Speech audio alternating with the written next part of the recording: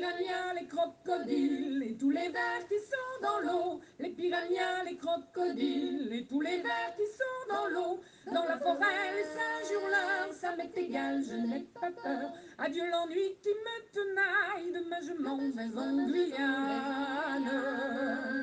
Olá, bem-vindos ao nosso curso Introdução à Literatura da Guiana Francesa, Histórias, Gêneros e Temas.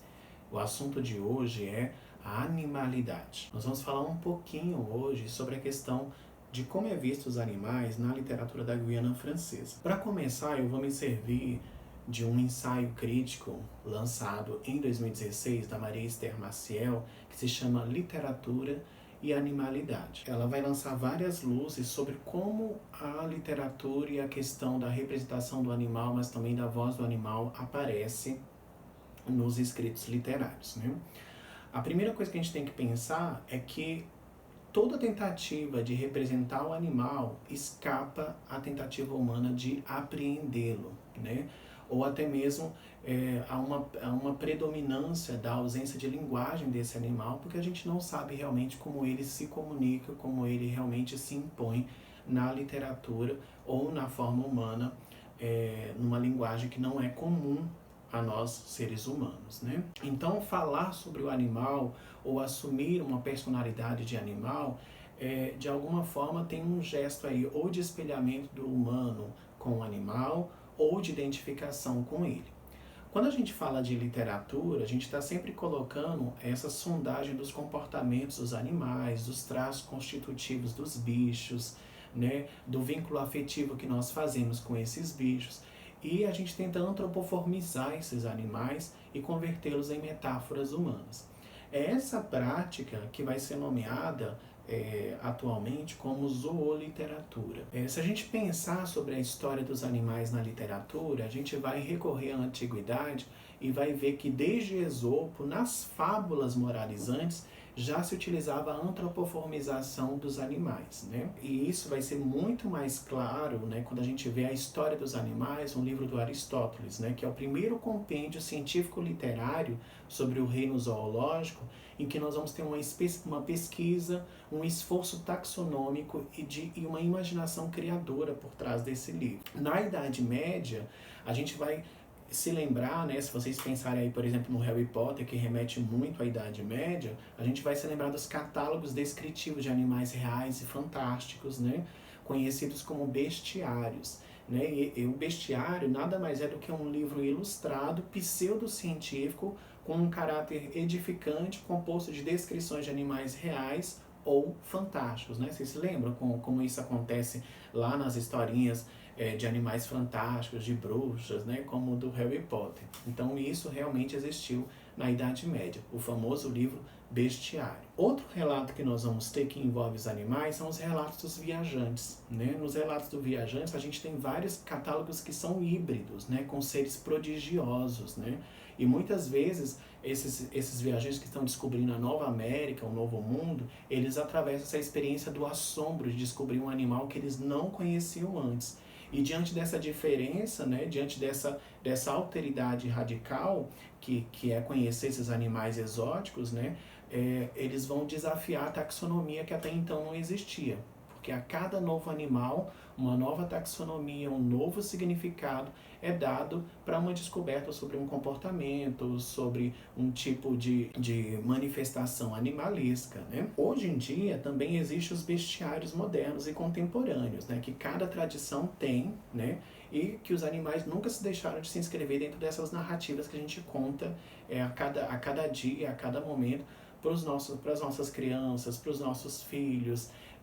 No imaginário folclórico, né, se a gente pensar no Brasil aqui, quantas vezes a gente cantou boi, boi, boi da cara preta, justamente por isso, por esse imaginário animal está envolvido aí nessas questões literárias, tanto orais quanto escritas. Né? O Borges, né, o Luiz Borges, ele vai escrever um livro em 1957 que se chama Manual da Zoologia Fantástica, em que ele vai dizer que existe zoologia dos sonhos e zoologia da realidade. Ou seja, uma literatura em que a gente está imaginando esses animais fantásticos e uma literatura em que a gente está realmente descrevendo a representação dos animais tal qual a gente vê na rua. E a literatura, ela vai ser por excelência esse espaço ficcional em que a gente vai praticar essas duas coisas, tanto dos animais fantásticos, daquilo que a gente ainda não conhece, mas que é animalesco, está ligado ao mundo animalesco, quanto desses animais reais, em que a gente vai descrever os afetos que nós temos por eles, ou então como eles reagem a cada observação que é feita pelo ser humano. Essa escrita literária sobre os animais, na realidade, é uma tentativa de compreender esses animais, porque os animais não falam. A gente não consegue entrar na cabeça desses animais e perceber como eles percebem o mundo, como eles veem o ser humano, né? O máximo que a gente pode extrair é justamente essa observação de como ele se comporta e de como é esse mundo e essa humanidade em que o animal faz parte. E aí é uma coisa bem interessante, né? Porque esse mundo animal e esse mundo humano, a gente vai estar sempre comparando na literatura. Mas cabe ainda essa complexidade que, por enquanto, só a literatura tem trazido, que é de tentar observar o mundo pelo viés do animal, pelo viés do personagem animal, né? Isso vai ser tão bem colocado em 1999 pelo Derrida em um livrinho que ele chama, um livrinho não, né? Um livrão que ele chama O Animal que Logo Eu Sou, L'Animal Donc Je Suis, em que ele vai desconstruir essa ideia de que o animal não tem inteligência, de que o animal não conhece o mundo, de que o animal não vê o mundo. Inclusive ele vai dizer que a gente que é muito, vamos dizer assim, que é muito limitador você dizer o animal, sendo que na realidade nós temos os animais que são diferentes em vários reinos, que são diferentes em várias categorias, aquático, terrestre, né? Então é muito difícil. O ser humano, a gente já está trabalhando com essa questão da interseccionalidade, né? Então essa questão que o Derrida coloca de os animais serem múltiplos é justamente uma questão também que interroga o fato dos animais não terem uma linguagem. E a gente sabe que cada reino animal tem as suas próprias linguagens, cada animais que constituem esses reinos animais tem as suas próprias linguagens. E aí quando a gente vai para a literatura, a gente percebe que existe pelo menos duas formas que a gente pode ver os animais na literatura. Uma forma que a Maria Esther Maciel chama de teorema, ou seja, é uma forma que a gente está descrevendo os animais pela observação e analisando eles, e uma outra forma que seria o olhar do animal, que seria o ponto de vista desse animal. É por isso que alguns escritores vão dizer que os escritores, né, ensinam mais do que sabem, justamente porque a gente está querendo compreender essa outridade, essa alteridade dos animais. Interessante notar que junto com esse saber sobre a questão da animalidade, a gente tem contemporaneamente a etologia, que cresceu, né, e que desenvolveu vários saberes aí sobre o estudo da evolução dos comportamentos animais. Especialmente um livro recente do Dominique Lestel, que vai falar sobre as origens animais da cultura. Nesse livro ele vai dizer o quanto que os animais têm saberes que muitas vezes nós não compreendemos, né? E aí a Maria Esther Maciel vai falar também que existem os saberes animais, né? Só para citar alguns exemplos, o Dominique Lestel, no livro dele, As Origens Animais da Cultura, ele vai falar que alguns animais apresentam vocalizações e distinções individuais, né, ou regionais, e que alguns gritos são diferenciados. Se a gente perceber mesmo os pássaros, né, quantos cantos de pássaros são diferenciados e que não são imitáveis por ser humano, né? Então a gente percebe esses saberes animais aí. Só que fica a questão, será que nós somos realmente tão desenvolvidos para compreender essa racionalidade outra que não é uma racionalidade humana? Né? Que realmente é estranho a nós? Se é que ela existe, e hoje em dia nós nos colocamos essa questão, e a literatura vem trazer essa questão dentro do imaginário, né? Será que realmente a gente está chamando o outro de outro porque a gente não compreende esse outro, não compreende a racionalidade desse outro, que é o animal, que não é moralizante, como a gente tem na nossa concepção humana, né? Então fica esse questionamento aí. E quando a gente vai falar de animalidade na questão da Guiana Francesa, logo uma das questões que soltam aos nossos olhos é a questão da oralitura, né? Na oralitura da Guiana Francesa, a gente já percebe esses animais que são misturados entre o humano e o animalesco. Não sei se vocês se recordam, mas, por exemplo, a Diablesse. A Diablesse é uma mulher bonita, com pés de cavalo, que tem medo de fumaça, que perseguem os homens, né? E que quando ela está quase beijando esses homens, ela desaparece com um riso, como se fosse um riso de cavalo, né? Se a gente pensar nos contos também, nas lendas da Guiana Francesa, a gente percebe o tanto que o Alfred e o Auguste Saint-Quentin, eles imitaram as fábulas do La Fontaine, trazendo para a cultura guianense justamente essa adaptação para os animais da Amazônia, né? E se a gente chega daí dentro da questão do romance, um dos escritores mais conhecidos, e é o qual eu vou me prender agora nesse momento, é o René Marin, né? Não, as metáforas animalescas, as questões de representação dos animais, tudo isso está em vários autores da Guiana Francesa, assim como nos autores brasileiros. Porém, o René Marin me parece uma pessoa que mais estudou e que mais se apropriou dessas questões da animalidade na obra dele. E eu quero me situar agora um pouquinho nessa obra dele para falar para vocês sobre essas questões de animalidade na Guiana Francesa. O René Marin vai escrever, logo de início, ele vai escrever um livro chamado Batualá, né? Aqui eu tenho a minha versão antigazinha, né? O Batualá, que é de 1921, né? Tem aqui a versão antiga e tem uma versão contemporânea também, né, do Batualá. Esse romance Batualá, ele vai contar a história desse personagem que tem o nome Batualá, e que pertence a uma sociedade tribal africana, né? E que ele é responsável por organizar um ritual africano, e dentro desse ritual alguns personagens estão ali disputando entre si. Com o passar do tempo, a gente vai percebendo na narrativa que tem a questão do colonial sendo envolvida, e uma das coisas mais interessantes da narrativa é que se passa dentro ali das savanas africanas, das florestas africanas, é justamente a presença dos animais. Esses animais dentro do Batualá são todos nomeados, né? São todos colocados ali como se fossem pessoas humanas, pessoas com algum certo afeto, justamente por terem essa nomeação. E aí dois desses animais depois vão ser desdobrados em outros dois romances do René Marin. O Dijumá, que essa que é a tradução mais antiga que nós temos aqui no Brasil, Dijumá, Cão Sem Sorte, e um outro romance dele vai ser o Mambalá, que é o elefante, né? Deixa eu mostrar para vocês aqui, eu tenho uma versão que eu consegui nesses sebos aqui do Brasil, Mambalá, o elefante. O que acontece nesses dois romances, né? O Mambalá, na realidade, que é um livro que foi vendido, como vocês podem perceber aqui, grande, né, contando a história desse elefante, mas com figuras, né, com várias imagens que nós vamos perceber dentro do livro.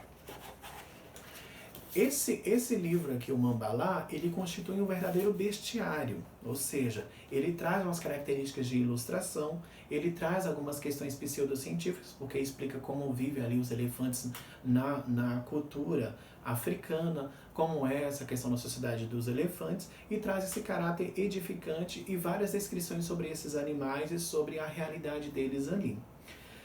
É claro que tematicamente o livro vai trazer a questão da destruição das savanas, a caça aos animais na África, a extinção nos ambientes naturais, que a gente sabe, né, que o marfim é procurado graças ao osso do elefante. Então, tudo isso ali vai trazer dentro desse livro. Ele é um verdadeiro bestiário concebido desde aquela concepção medieval, como a gente já disse na primeira parte aqui da nossa aula. E um outro livro que vai ser chamado bastante atenção para nós vai ser o Dijumá, porque o Dijumá, o que acontece? Ele é a continuação do romance Batualá, ou melhor, ele é a recontagem do romance Batualá pelo viés do cão, do Batualá, que se chama Dijumá. E aí eu queria trazer algumas manifestações, alguns pensamentos, algumas reflexões a respeito desse romance. A primeira coisa é que o romance, né, o Dijumá, traz muitas descrições do meio natural, flora, fauna, fenômenos climáticos, né? Então tudo é muito bem descrito, né? Uma descrição, e aí eu trago para vocês que é uma descrição mais aurificada, ou seja, não é uma descrição de ver, e de repente apareceu fulano de tal. Não, é uma descrição em que a chuva caía e você sentia o barulho do vento. Então, é uma descrição que faz você imaginar sinestesicamente os barulhos que estão acontecendo ali nessa floresta, né? As relações entre o homem e a vida animal, tanto doméstica quanto selvagem, são apresentadas sem nenhum tipo de pudor e sem nenhum tipo de idealização no romance de Dumas. E uma das coisas que mais chama a atenção quando a gente está lendo é que nesse romance de Dumas, Cão Sem Sorte, o branco maltrata o negro e o negro maltrata os animais. Porém, os animais são bem tratados pelo branco e o negro é maltratado pelo negro, né? Então a gente tem aí algumas coisas que são ainda contemporâneas, né, que reverberizam até hoje. Uma das coisas mais interessantes que é trazido para nós, quando a gente está lendo, a gente tem o nosso olhar contemporâneo de cuidar do cachorrinho, de cuidar dos animais, sendo que o Dumas é um cachorro, né, um cão selvagem, né? Então tem esse ato, quando a gente percebe ali durante a leitura essa questão do Dumas sofrendo nas mãos do Batualá, né, porque nem sempre o Batualá é tão carinhoso com ele, a gente percebe o tanto que nós ainda temos essa visão urbana do cachorro doméstico, né, e não sabemos ainda essa visão do cachorro selvagem. E uma das coisas que mais aparece, que mais nos chama a atenção nesse romance é justamente a caracterização pelo nome de cada um dos animais. Então a pantera, que se chama Morru, o elefante se chama Mambalá, o gato se chama Pacá, a lontra que se chama Morungu e dentre outros, né? Todos esses animais são relembrados e retomados durante a narrativa pelo nome e não pelo substantivo que qualifica cada um desses animais no reino zoológico, né?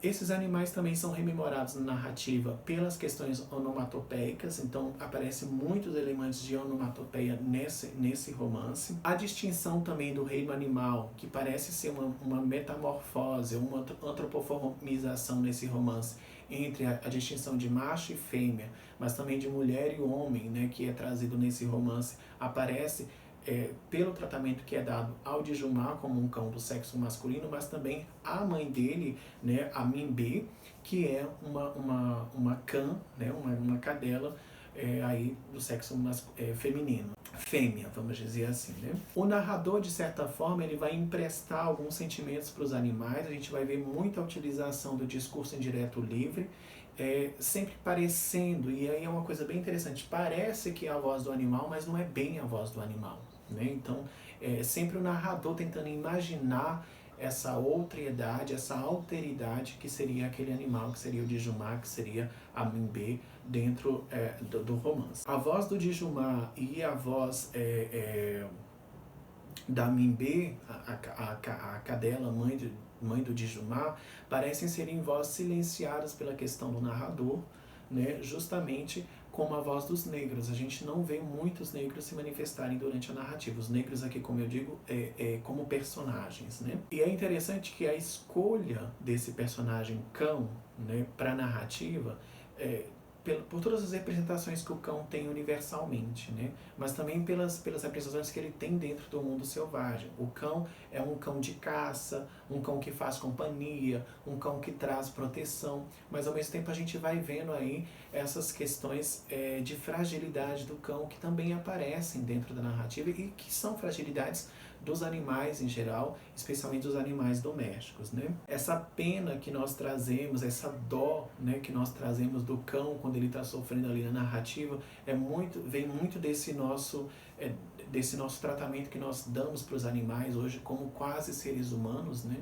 Então, uma reflexão que é trazida, que emerge dessa narrativa é justamente essa questão de muitas vezes tratar melhor os animais que o próprio ser humano. Além disso, o romance traz uma questão do animismo, né? Ou seja, esses animais têm uma certa força espiritual, uma certa força selvagem de afeto e de espiritualidade que você muitas vezes não sabe de onde vem, né? Então, se vocês verem na narrativa vários momentos, os cãezinhos vão trazer alegria, as galinhas vão estar trazendo ali a confusão, né? A cobra vai ter esse sentimento meio de nociva, de causar ali realmente um medo na floresta, né? Então, essa essência espiritual vai estar presente também na narrativa conforme a gente vai lendo.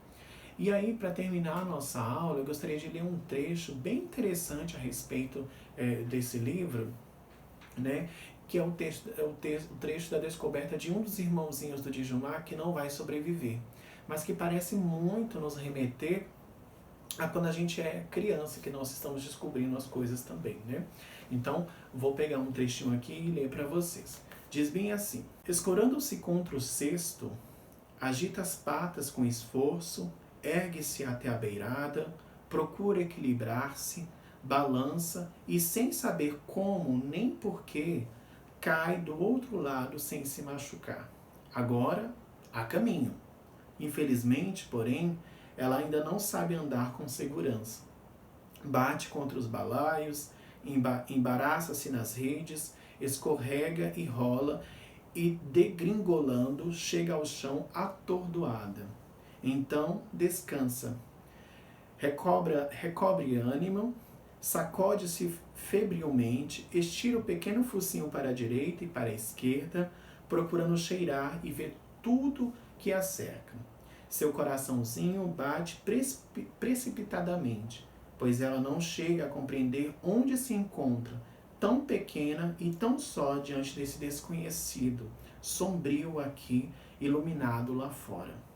Por fim, retoma o caminho, engatinhando desajeitadamente. Seu corpo é gordo demais para pernas tão finas e frágeis.